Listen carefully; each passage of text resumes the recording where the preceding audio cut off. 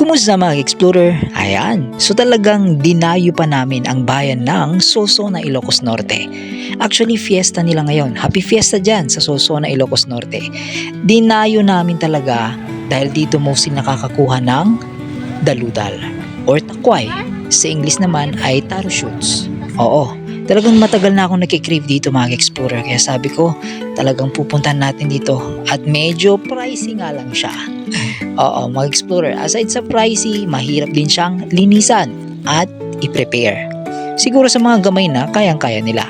At syempre sa pagluluto nito, hindi rin basta-basta dahil may technique para hindi siya makate.